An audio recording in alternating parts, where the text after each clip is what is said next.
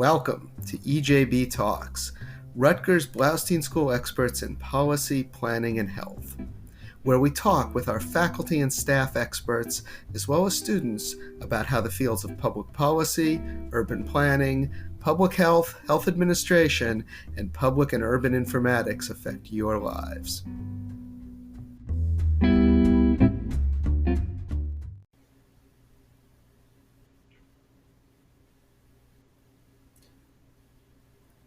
Welcome to another episode of EJB Talks. I'm Stuart Shapiro, the Associate Dean of Faculty at the Blaustein School, and the purpose of this podcast is to talk with my colleagues about issues affecting people in New Jersey, the United States, and the world. Today, we're going to talk with Blaustein's newest employee, Gavin Rotze, and discuss technology and its role in combating and understanding COVID-19. Welcome, Gavin. Thanks for having me today, Stuart. It's a pleasure to be here. Gavin, you joined us literally a day or two before we went remote. You managed to be in the building, I think, for a day. Can you tell us a little bit about your background and what brought you to Blaustein? Yes, certainly. And that was definitely an interesting way to start. I was in my office for about a day and a half before we went remote, and now here we are. So I came to Blaustein from Southern New Jersey. I'm doing both my undergraduate degree and my master's at Stockton University in Galloway. And I'm currently studying data science and strategic analytics. And my background has been working for our Public Policy Research Center at Stockton, where I was one of the co-authors on our report on the underground construction economy in New Jersey. We looked at employer misclassification and other shady dealings within the construction industry as a whole, and how our policymakers can come up with a response to that.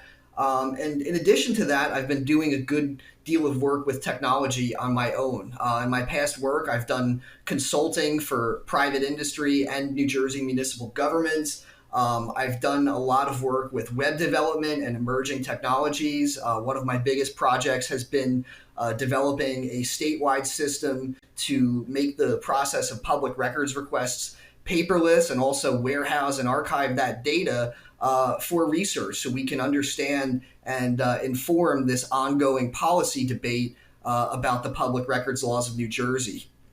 That's great. The Oprah law is incredibly valuable. I know I've made some requests, and my wife, who's a school board member, has been on the receiving end of them. At the federal level, the FOIA laws. Is there anything like that for FOIA? What you're doing? Yes, there is, although the landscape with FOIA is a little bit more complex. So with Oprah, under current law in New Jersey, it's typically within 7 business days that you'll get a response. FOIA kicks that up to 20 days. And I actually explored the possibility of maybe doing something like this at the federal level. But the issue is a lot of federal agencies, they're adopting their own proprietary portals. Like, for example, the FBI, you used to be able to send them an email or fax in a request. They now require you to use their specific websites and portals, and that's not really conducive for gathering metadata about the request or even archiving the records. So it's tough to do in an automated fashion. But there are some platforms out there, like, for example, Muckrock. They've built custom applications for handling a lot of this stuff. But the challenge is, especially as you see some trends at the federal level, as you see some of this administrative rulemaking taking place by some of these agencies, they're starting to be more restrictive in terms of the manner that they're accepting FOIA requests. So it's kind of this ebb and flow that we're seeing with policy at the federal level with respect to public records compliance. Yeah, it's interesting stuff. We could probably do a whole episode on FOIA. We used to work for the federal government. I've been on the receiving end of those requests, and I certainly learned how to make as little of them as possible. But we can chat about that some other time. Before we get into your work at Blaustein, I have to ask about your recent endeavor printing 3D masks. This got some news coverage. Where'd you get the idea, and can you describe the work you put into it? Yes, certainly. So I recently got into 3D printing myself. I purchased my first 3D printer over the holiday season, and it was just something that I've always been interested in learning about, emerging technologies as they begin to be adopted more.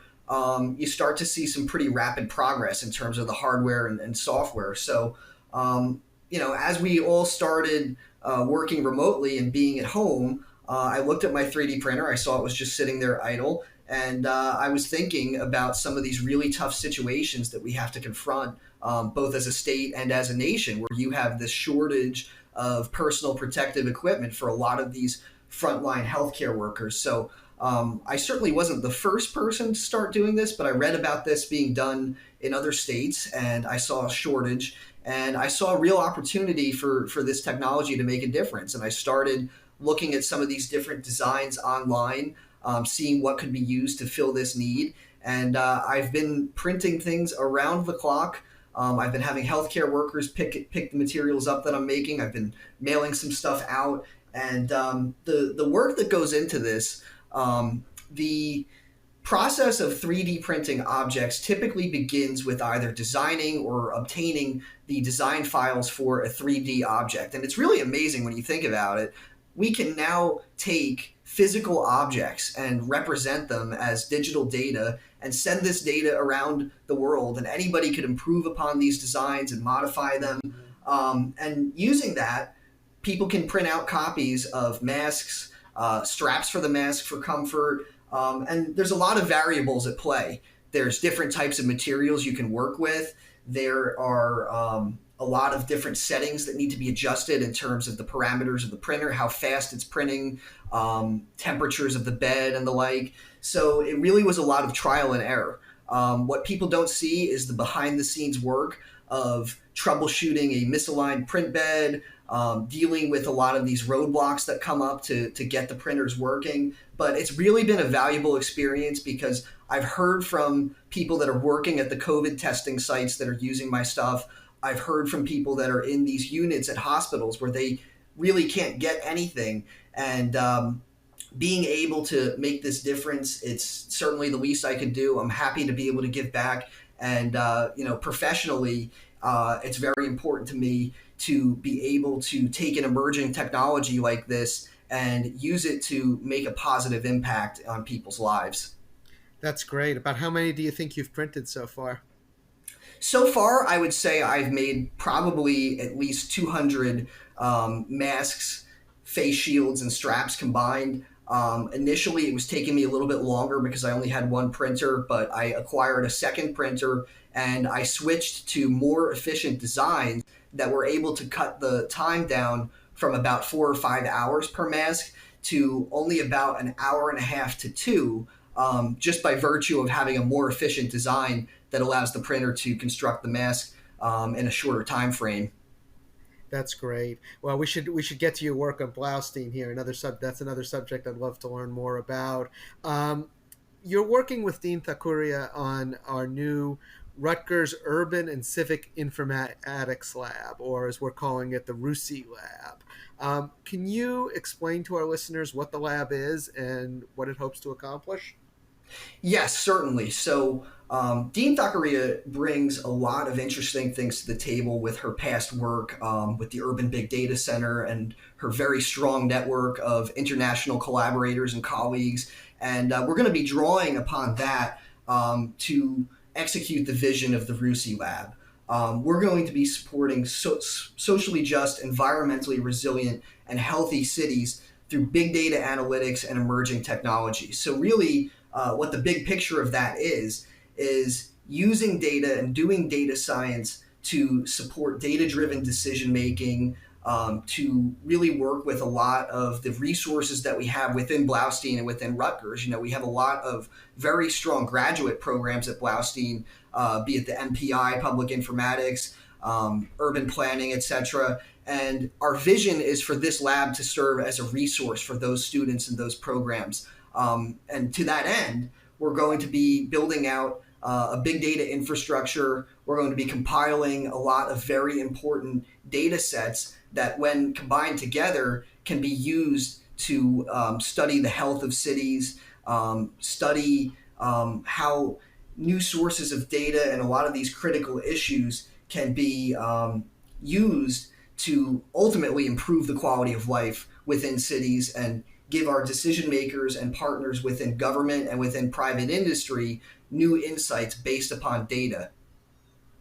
That's great. I was going to ask you to pick out an example, but let's focus on one in particular here that I know we're talking about on our website, the CES COVID-19 project, which specifically deals with the crisis we're in right now. What's the idea behind this project?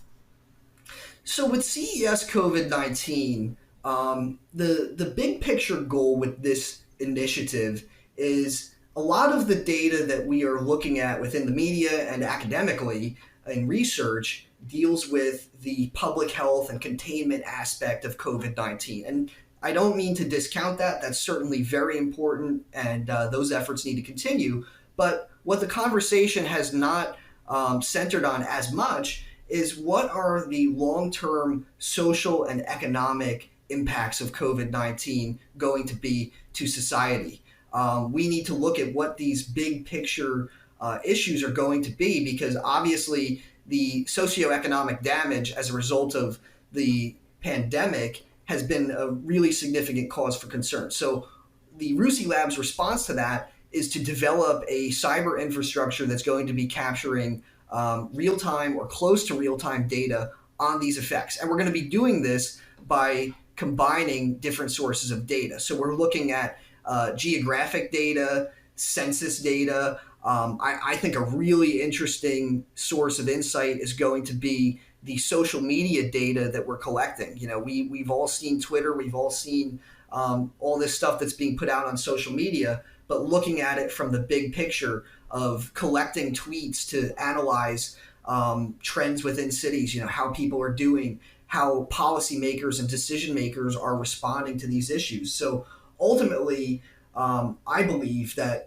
by bringing together these sources of data, it's going to be a resource for researchers that are going to be answering some of these big questions that we're going to need to address as a society. But also, I think it's going to be a really useful tool for some of our graduate students, giving students the ability to get into the mindset of data-driven decision making and using real-world data to study these very complex phenomena that we're looking at. So ultimately, we're going to be using data to answer some of these big questions that COVID-19 is causing us to have to address as a society. Let me ask you this. Perhaps the biggest question we're facing right now, certainly if one reads the media, it's the question getting the most attention, is when and how should we reopen up the economy, given the public health risks and the risks of economic dislocation? Will your data be able to speak to that question at all, do you think? I think it's definitely going to be able to play a role in that. And I think, you know, with the conversation about opening up again, I was very pleased to see that Blaustein and Rutgers are being represented on the governor's task force for that. So that's certainly a good thing for moving that dialogue forward. In terms of when and how to open up the economy, we're looking at a few of these different data sources. I think you know, this isn't going to be on the level of something like a domain-specific public health analysis, but I think in terms of addressing issues like the damage to housing markets, issues associated with transportation and going through cities, I think what our data set is really going to be able to play a significant role in is addressing some of the systemic inequities that have been aggravated by COVID-19. So I think a big part of that conversation is going to need to be, are there existing systems in place that have amplified inequities, you know, and poverty along the lines of gender, along the lines of race and other disparities? And I think one key insight that we'll be able to deliver is, you know, which areas are really suffering even further as a result. And if we can get that information to our policymakers and decision makers, hopefully it can allow them to craft tailored policy solutions that can kind of address these inequities and put a bandage on it rather than aggravating it further. Because, you know, it's been said before, we don't want the cure to be worse than the disease itself. Right, right. Do you have data on people's movements? I know there's been a lot of talk of the need to what we need to do is test and then trace movements and such. Is that part of your data gathering, or is that something that we don't have access to? I would say yes and no. Yes, to the extent that, with the social media data that we've been collecting, we're particularly interested in geotagged data.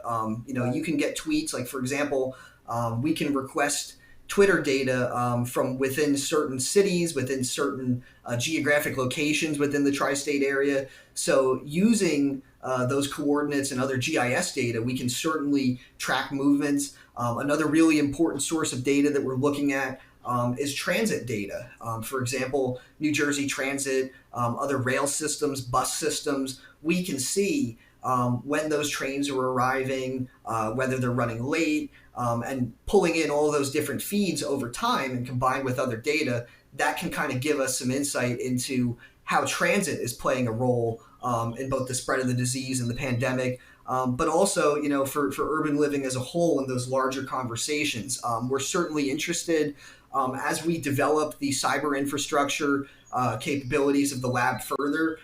We're very interested in partnering with other outside agencies and other stakeholders to maybe take a look at getting some restricted data sets, some more sensitive information that could be used in research, and obviously that comes along with the need to address the cybersecurity and safeguard the privacy of individuals. So we make sure that we're doing ethical research. But ultimately, I think with a lot of the exciting sources of GIS and geotag data, combined with demographic information from the census and other information that we're getting from social media, I certainly think it would be possible for us to track movements. And as we mine these additional sources of data, we're going to be using that to address these social and economic questions. But we wouldn't be on the same scale as, like, if you see in the media, they're talking about Apple and Google introducing a new means for contact tracing.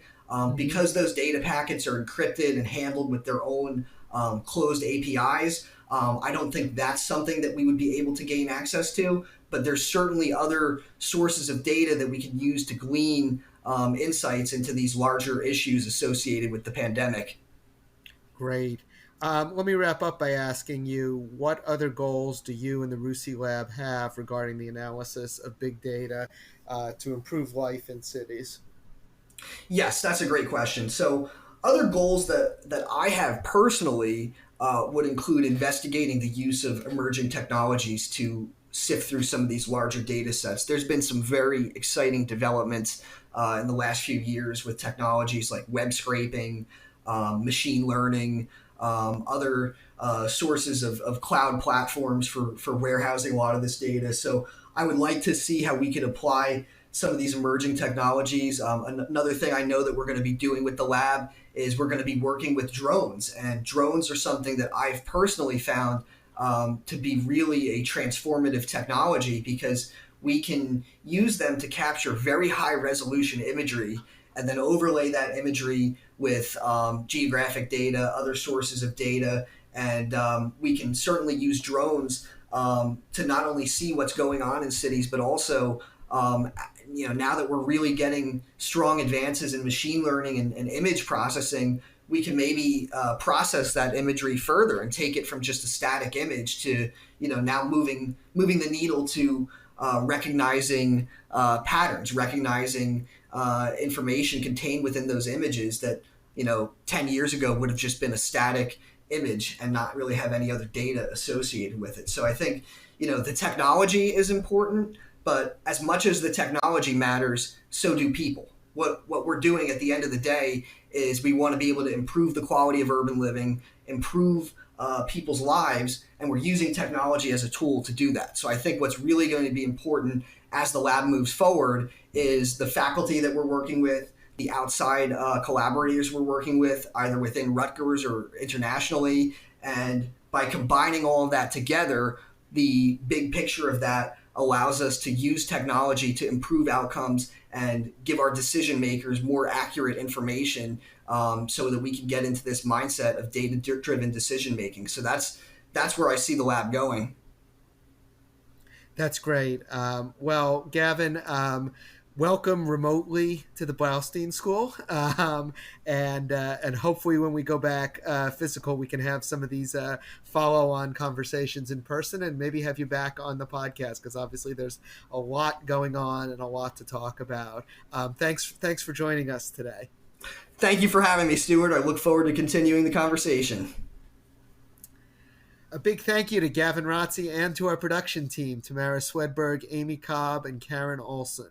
We'll be back next week with another talk with another expert from the Blaustein School. Thanks for listening.